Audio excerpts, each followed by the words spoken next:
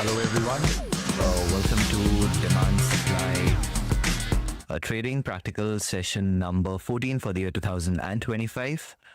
Myself, Srijit Kakkar, and today is Sunday, 6th of April 2025. And before we move ahead, let's get done with the basic formalities.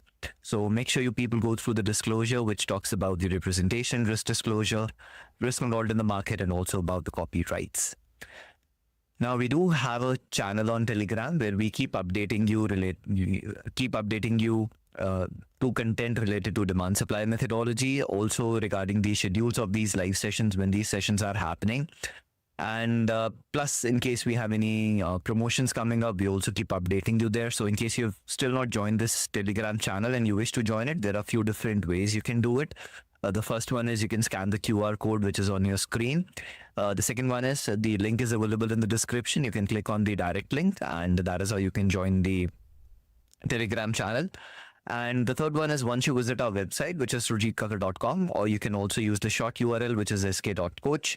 And on any of the pages on our website, once you scroll down, you'll be able to find this join Telegram channel option. Here you have a button which says join now. You can click on this button and you can join the Telegram channel. So these are a few different ways how you can join the Telegram channel. Now moving forward, today's session is practical application of demand supply methodology. So our demand supply course, which used to be a paid course, is now available as a 100% free course. In case you have still not taken our course, how you can take the course, I'll talk about it as we move forward. But once you go through the course, you basically learn the methodology theoretically, right? What is demand supply, how it has to be applied. But unless and until you see some practical examples, at times we don't get a very good understanding how it has to be implemented. So that is what we do in these sessions. In these sessions, I take some examples to which we apply the complete methodology. Now, the best part about these sessions is, in fact, I should have said the best part about demand supply methodologies that we can always pre-plan our trades, which means we can identify the areas where we would like to be buyers and sellers. And that is what we do in these sessions. We are not looking into something which has already happened, because like I always say, that is a piece of cake, something which has already happened. Anyone can apply any number of indicators, oscillators, and find reasons why they could have been a buyer or a seller at a particular price point. But when you're doing your analysis in advance, that is where the real beauty is. And that is what we do in these sessions. We do the analysis in advance. And just because we are doing the analysis in advance doesn't mean that I do the analysis and then we forget about it. Whatever analysis we do, when those examples they get triggered, we also review them. So that helps you see both the before as well as the after, and that helps you build confidence in the methodology. Now, to participate in these live sessions and ensure that you're getting clarity to what we are discussing, there are some prerequisites, and if you complete these prerequisites, this will ensure that you're much more comfortable in these sessions. So the very first prerequisite is your Trading Essentials course.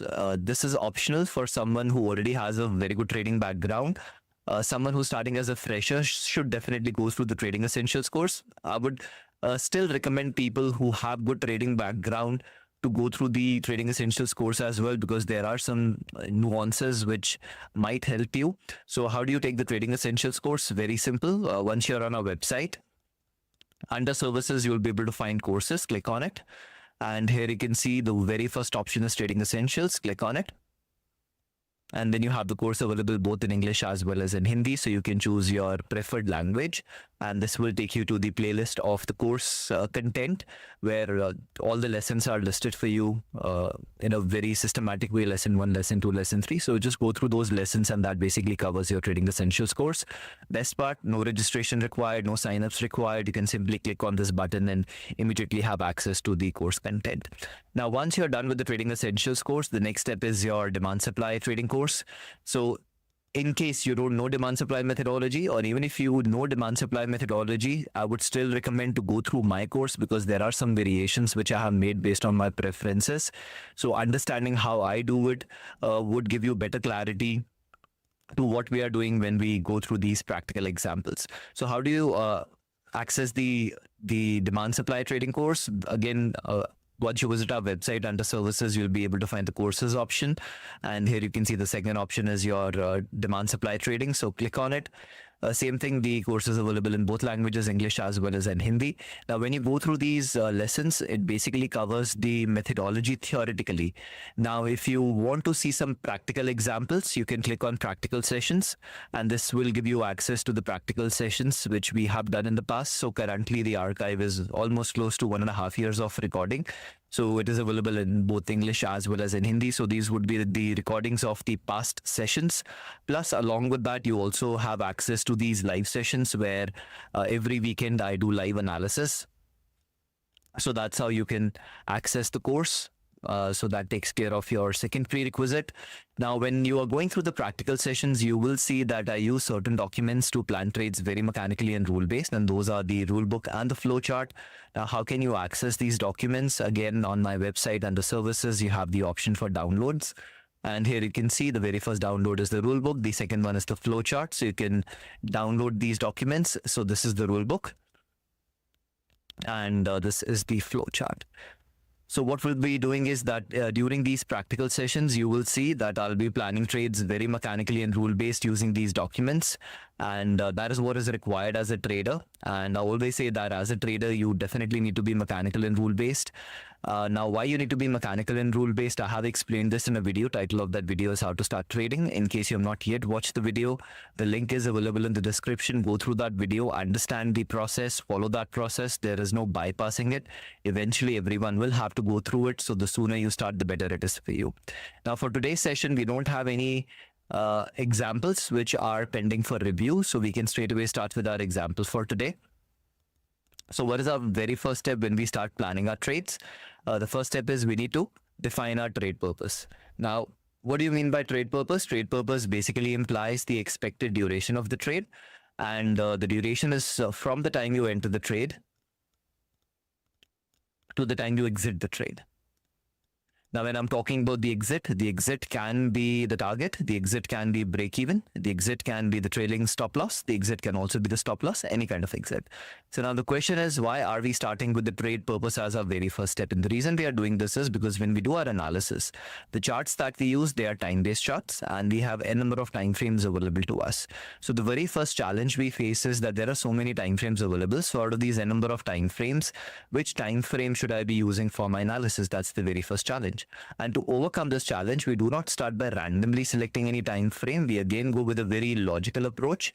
And that logical approach is that the longer I want the duration for the trade, the bigger the time frame I should be using for my analysis.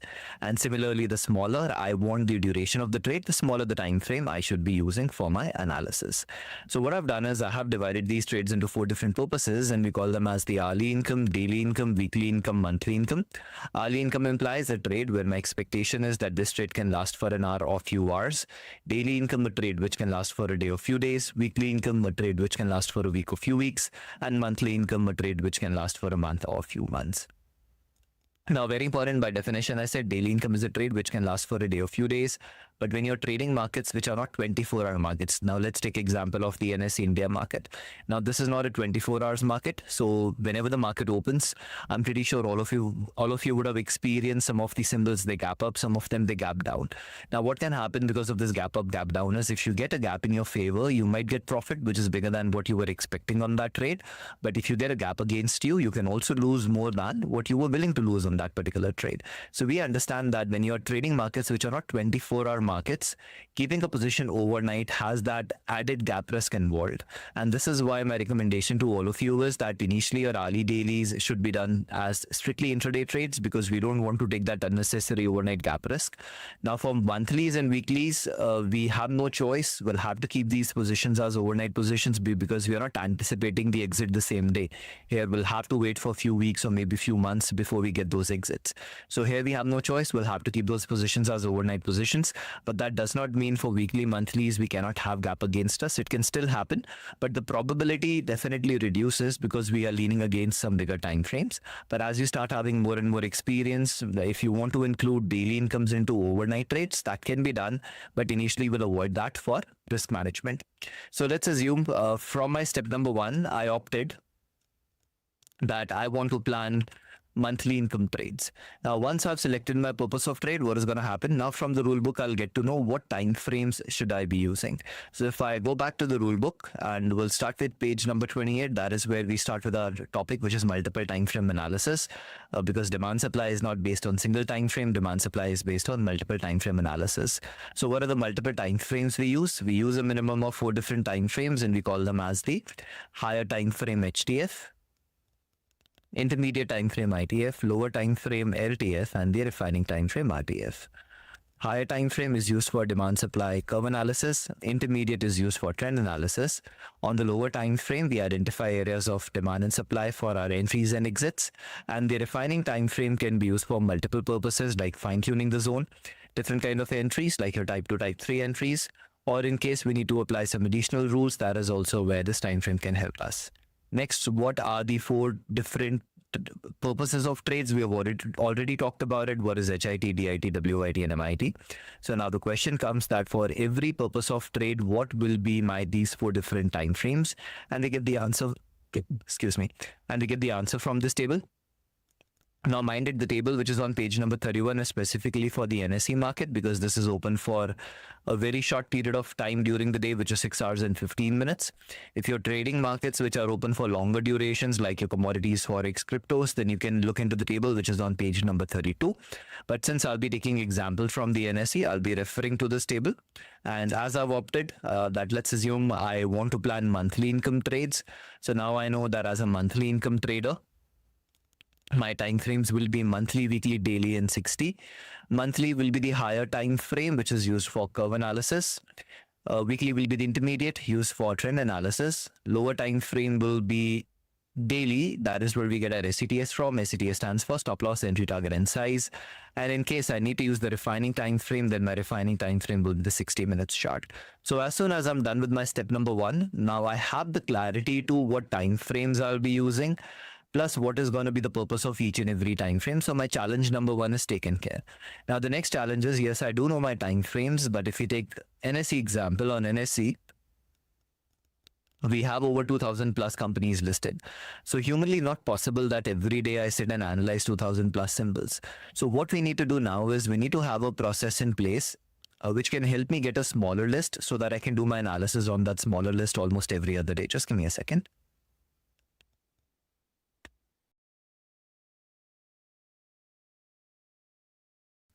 So the way we do this is by using certain computer programs, which are called as scanners or screeners. So if you do a Google search, you'll be able to find a number of scanners, a number of screeners, which are either based on conventional technical analysis or fundamental analysis.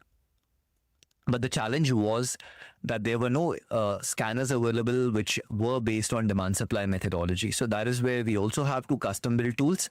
One is called as the demand supply zone alerts, and the other one is called as the demand supply zone screener. By clicking on these, you can visit these pages, these product pages, and the walkthrough videos are available there. You can watch the walkthrough videos to understand how these scanners, they basically work. I'll also show you how you can access them on our website, if you want to watch the walkthrough video. So on our website, under services, you have trading view indicators. And here you will see you have the alerts and the screeners. You can click on them. You can visit the pages and watch the walkthrough videos to understand better how they work. So basically step 2 is to get a smaller list. How you want to get that smaller list? You want to use those conventional scanner screeners. You want to use scanner screeners which are purely based on demand supply zones, or it can be as simple as that I want a smaller list, so maybe I'll only analyze the Nifty 50 stocks, or maybe I have my own favorite list of stocks which I want to analyze every day. So choice is yours, how you want to get that small list. A lot of options are available to you. Out of this, whatever you feel is the best fit for you, you can use that. But always remember, irrespective what scanner or screener you're using, whatever results you get from these scanner screeners, you can never blindly buy or sell these symbols, because scanner screeners, they do not tell you what you need to buy or sell. They only help you get a smaller list. Once you have that small list, you'll have to analyze them one by one and see which one matches with your trade plan. The one which matches with your trade plan might be an opportunity for you. The one which doesn't match with your trade plan, you simply skip it. So let's assume whatever methodology you applied here, you got a list of symbols, and the very first symbol in that list was ABC. So what are we supposed to do next? On that very first symbol, we need to go to the lower time frame. So now the question is, what is my lower time frame? And we got that answer from our step number 1, that as a monthly income trader, my lower time frame is daily. So we'll go to the daily time frame on that particular symbol, and then we need to identify zone. Now the best part again here is that when it comes to identifying zones, I do understand that initially identifying zones in itself is a challenge. Therefore, we have a custom built tool built on TradingView, which is called as demand supply zone indicator, which helps in automatically identifying the demand and supply areas for us, plus also helps in multiple time frame analysis. And we are providing 7 days 100% free access to that indicator for trial. So how can you take the trial if you're still not taken that trial? Just give me a second, I'll quickly let you know. So what you need to do is you need to come to our website, and under services you'll click on TradingView indicators, and here you can see the very first option is the zone indicator, the demand supply zone indicator. You'll click on that, and once you click on it, you will see you have this option which says 7 days free trial. So click on 7 days free trial. And on this page, you have to provide us with the 3 things. That is your full name, your email address, and your correct TradingView username. Now, in case you don't have a TradingView account, you can click here and sign up for a free TradingView account, and then you can provide your TradingView username. In case you already have a TradingView account, then you can click here, you can visit your profile, and from there you can identify what is your correct TradingView username, and then you can provide it. And once you submit this form, within 24 hours, it will get activated for you. And once it gets activated, you'll get a notification on TradingView that you now have access to the indicator. And this is how you guys can have at least a 7 days free trial of the indicator. And now, since I know that everyone can use the indicator at least for 7 days, what we'll do is during our analysis, we'll lean purely against the indicator. So let's assume this was the symbol which got shortlisted for us, irrespective whatever process you applied. And I applied the indicator as well, and you can see the indicator is telling me, yes, we do have a demand zone here, but this one is already tested. The beauty of the indicator is it also tells you which one is a tested zone, which one is a fresh zone. So the cyan color zones are tested demand areas, the green color zones are the fresh demand areas.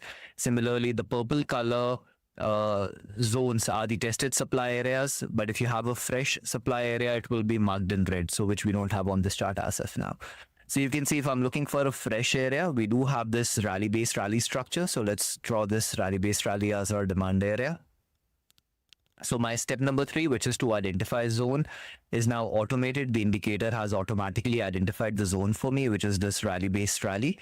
So step number 3, identify zone on the lower time frame, is now complete. Do we have a zone available? The answer is yes. Now, once you have identified zone on the chart, doesn't mean you can blindly trade it. The next step is to qualify it. And for qualification, we have a 2-step process. In step 1, we'll qualify it based on certain conditions. And in step number 2, we'll qualify based on the booster scoring.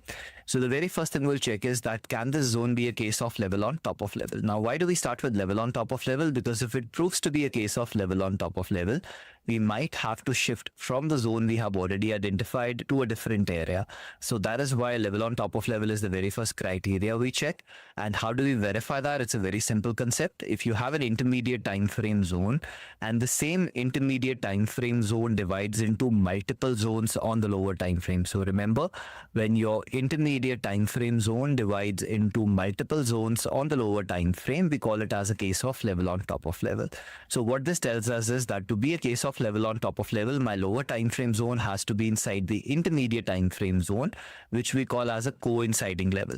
So if we have a coinciding level, it might be a case of level on top of level, but if we don't have a coinciding level, it cannot be a case of level on top of level. So let's verify that this lower time frame zone we have identified, does it coincide with any intermediate time frame zone? And the answer is yes. You can see here we have a rally-based rally on the intermediate time frame. So what I'll do is I'll draw this intermediate time frame zone, but with a different color. So the one in pink is my intermediate time frame zone. The one in green is my lower time frame zone. So is my lower time frame zone inside of my intermediate time frame zone? The answer is yes. So now we do know it is a coinciding level. Now, because it is a coinciding level, we'll have to check, do we have a case of level on top of level or not? Now, mind it, for case of level on top of level, it is not mandatory that the other zones might be quality zones. So what I'll do is I'll go to the indicator settings and I'll tell that I don't just want quality areas. Can you see currently it is only identifying quality zones? I'll make these changes that I want all demand supply zones, irrespective whether it is quality or not. And can you see, as soon as I do that, you can see that inside of this intermediate time frame zone, we have two zones. The first one is this drop based rally. The other one is this rally based rally, which we have already marked. So what I just talked about, we can see exactly the same case here, that we have an intermediate time frame zone, which has divided into multiple zones on the lower time frame, and that is what we call as a case of level on top of level. So definitely this is a case of level on top of level. So what we'll do is, in this case, we'll shift from the zone above to the zone below to have even higher probability stacked in our favor.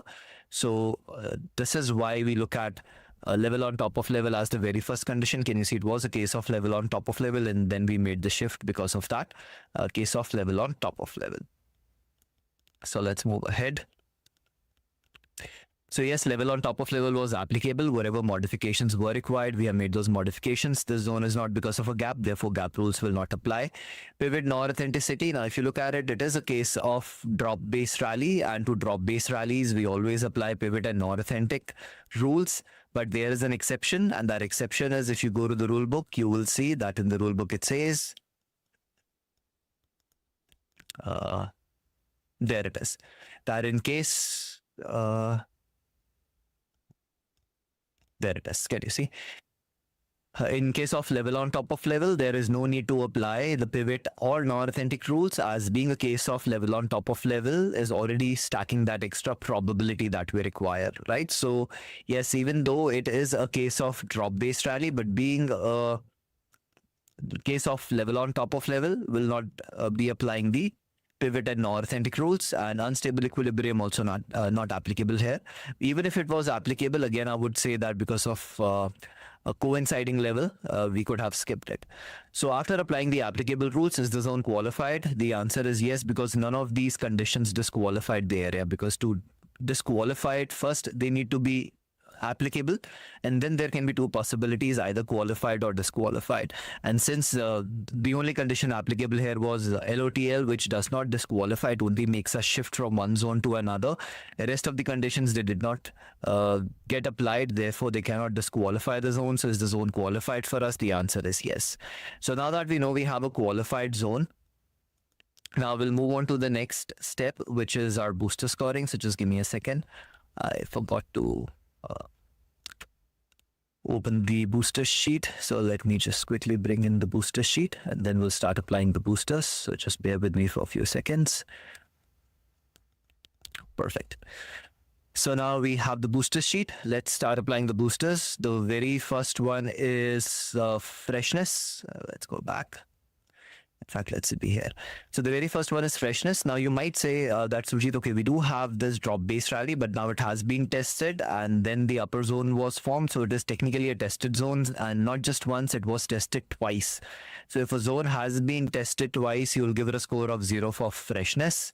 If you talk about the strength, we don't have an explosive move, we don't have any follow through, this will be a score of 0. Talking about time at the zone, we only have one candle, which is a score of 2. My bad, right? A score of 2, and reward to risk ratio will be taking as an assumption, gets a score of 3. So if you look at the overall scoring, we have a score of 5, which makes it as a low quality setup. So the question would be, why are we planning our trade on the low quality setup? And the answer we'll get is in the rule book. So here you can see in the rule book, page 107, we have certain characteristics of level on top of level. Now, what are these characteristics of level on top of level? In case of demand, the lower zone might be tested by the upper zone. That is exactly what we saw, that the lower zone is tested, and that is how the upper zone was formed. But that is one of the characteristic of cases of level on top of level. In case of demand, the lower zone might be lesser strength versus the upper zone. That is also something we can see here, that the upper zone has an explosive move, Lower one doesn't even have a follow through kind of a move.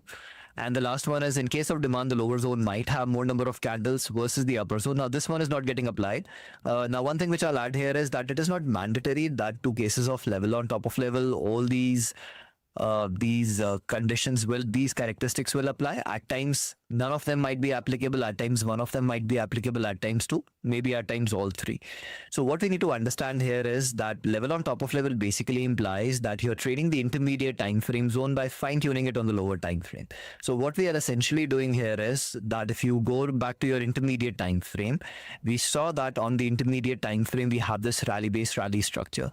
Now, if I wanted to trade this zone, my proximal line wick to wick would have been somewhere around here, body to wick would have been somewhere around here. But since I know that the same zone is getting divided into multiple zones, I have fine-tuned my entry and I'm trying to take a deeper entry in this intermediate time frame zone.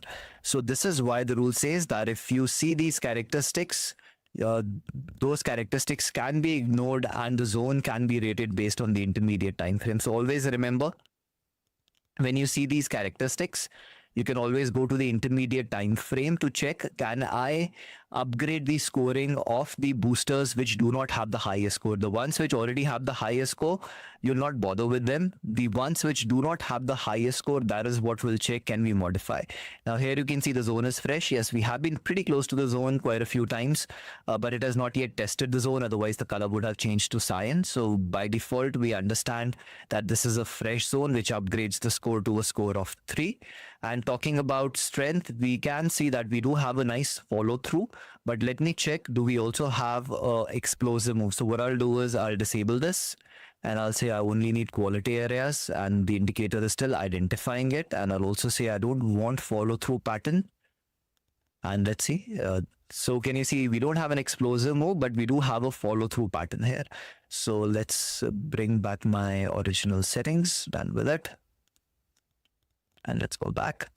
So yes, we do have a follow through pattern which will upgrade it to a score of 1. So you can see something which was a low quality setup is now upgraded to a high quality setup by going to the intermediate time frame and applying the rules for the cases of level on top of level. All right, so let's move ahead. So after the boosters for the quality, let's go for the probability scoring. The very first one is the location. If I go to the monthly chart, you can see on the monthly chart, we do have this zone, which is a drop-based rally, and our zone is located inside of it, which means we are planning our trade at the best location, which gets a score of 2. Now, at best location, trends are irrelevant. Doesn't matter whether we are in an uptrend, downtrend, or sideways. All of them will get a score of 1, so we don't even have to do our trend analysis. Move from the zone, we need at least 4:1, and we can see we already have a move which is pretty big, more than 4:1. So let's draw this. So you can see this is your 4:1. We probably have maybe 12:1 kind of a move before the prices have started coming back into the zone. Therefore, this also gets a score of 2. It is a case of level on top of level and also a coinciding level. We have already verified that. And the last one is a trap. So if I take a horizontal line wherever the proximal is, and if we start pushing it up and trying to identify an area visually where prices have been bouncing over and over again, then you can see almost this area in the recent past has worked like support. In the past, it did work like, if I just push it a little lower, you can see it has worked like resistance. It has worked like support. Here as well, it has worked like somewhat support, but a lot of whipsaws right here. But if I just go, somewhere around here, we do have a nice area of resistance and support. But ideally, I would have liked to see it working even better. But the fact remains, whether you give it a score of 0 or whether you give it a score of 1, it doesn't make any difference. I think I made a mistake somewhere. This is maximum 2, this is 2. LOTL had to be 1, right? So this one, irrespective whether you give it a 0 or whether you give it a 1, this will still remain as a type 1 trade. But like I said, in the recent past, it has been working beautifully, but I don't see really nice support resistance kind of a thing. If I go further back in history, I would prefer to give it a score of 0. So we have a score of 7 out of 8, which makes it as a high probability setup. So now we know it's a high quality, high probability trade setup, which can be done as a type 1 trade. So After applying the boosters, we got to know that this is a type 1 trade for us. Now, no matter how high the quality or the probability, we understand that any trade can be a stopped out trade. So we need to be ready for the worst case scenario. That is where our position size calculation helps us, so that in case the trade doesn't go in our favor, it goes against us. I do not lose more than what my trade plan allows me to lose. Now, whenever the prices are back, we'll re-verify, does it still qualify based on our trade plan, because the markets are not static, markets are dynamic, conditions are changing almost every other second. So before placing our order, we have to re-verify, does it still qualify based on our trade plan? If the answer is yes, we place our order based on the entry type. And in this case, it's a type 1 trade. And once your order has been executed, the last step is your trade management, where step 1 is at just give me a second. At 1:1, we make it as a break-even trade, and after that, if we get the opportunity to trail onto it, we start using our trading stop loss. So this is how we plan trades, very mechanically, very rule-based. And if these sessions are helping you with your trades, helping you plan better trades, then do like the video. If you are on some trading group, you can share these videos there, the link to these videos, or the link to my course content, even the link to the 7 days free trial. If you have some friends, family members who are into trading, you can also share with them, because the more we spread the word, the more number of people can take advantage of this methodology and these free sessions. All right, now what I do is at the end of the session, I look into the questions queries that we have in the chat box. So if you have any questions queries, you can put it in the chat box. But before I do that, I would also like to add that I have been getting this one request, that what if I don't want to ask my question publicly, or maybe I want to get my analysis reviewed. So how can I do that? So for this, we have an option which is called as one-to-one sessions. So on any of the on my website, on any of the web pages, on the top, you'll be able to find this button. Once you click on it, you'll be on this page. From here, you can schedule a one-to-one session with me. 2 options are available: a voice call and an online meeting. If you feel that a voice call would suffice, you can just ask your questions queries on the phone call, and I'll help you with those questions queries. If you feel that you want to share your screen so that I can review your analysis, then you can go for an online meeting. But yes, if you feel that you're comfortable asking your questions in a public setup, like we have the chat here, it's not required to go for the one-on-one session. You can also ask your questions queries during this session. So let's see what we have in the chat box. I just printed out your trading course. So very nice. Thank you. Okay, most welcome for that. All right. Invest. Do you think for this month, April, it is better to focus on MIT because of tariffs and all? See, again, when you have, let's say, some key events coming up, I've already given you certain rules which are available in the rule book. So here you can see, if you go to the rule book, page number 109, you have some rules for the key events. Now, when you have key events, first thing you can say, okay, this is the day when the key event is happening. Probably that is the day I don't want to trade, or that is the week I don't want to trade, or maybe that is the month I don't want to trade, based on your risk appetite. So that is your very first option. The second option is if you know the timing when it is going to happen. Now, as an example, if you know that there is, let's say, earnings for a particular company, and you know the earnings they'll be disclosing at 11, or let's say you have interest rate which will be coming at X time. So what you can do is you can avoid the 30 minutes prior and 30 minutes after to that event, because that is where the markets will be most volatile, or that particular symbol will be most volatile. You can wait for that volatility to settle, and then you can again start planning your trade. So that's the other option. Next option is you can trade anytime you wish to, but what you'll do now is you'll say, I'll only trade the best locations, which is either very high of the curve or very low of the curve, right? So that's again an option. Third, you can say, okay, I'm okay with trading all locations, but I will only trade zones if I have a quality score of 10 out of 10, but still I'll do them as type 2, type 3 trades to be on the safer side. So that's another option. And the last one, like you already mentioned, that can we focus on MITs? Yes, you can say that if the markets are going to get volatile, it's better to avoid HITs and DITs, and maybe focus a little bit more on WITs and MITs, or maybe I don't even want to do WITs, I only want to look into MIT trades. So choice is yours, but again, you know, all these will apply to different people based on their personality styles. And it's not that these are the only rules you can have for your key events. You can create your own rules as well, but definitely it makes sense that when you have some key events, depending upon your confidence level in your analysis, you can use some of these rules to help you avoid maybe some unnecessary losses, which otherwise uh, could have been avoided, right? So yeah, these are the options available to you. All right, so that brings us to the end of today's session. Thank you everyone for joining in. I'll be seeing you next weekend. Probably next weekend I might be doing the session on Friday because I'm not available on Saturday and Sunday. So most probably I'll do it on Friday evening. But let's see how it goes. In case I'm not available, then probably we might even skip. But in case I'm available, then probably I'll do it on Friday. Okay, now before we close, let me see. If I use 4-chart layout in TradingView with demand supply indicator, should I choose automatic settings for? No, then it is not required. What I'll do is I'll quickly show you how you can do that so that it becomes even more faster and easier for you. So can you see if I'm using a 4-chart layout, then what I would prefer is, just give me a second. Okay, so now just give me a second. Let me do this.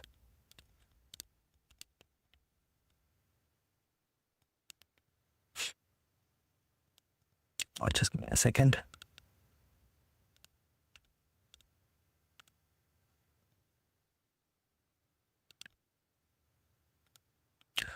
All right, so if I'm using a 4-chart layout, I would prefer doing something like this, right? So what I'll do is I'll first have the indicator apply to all 4 of them.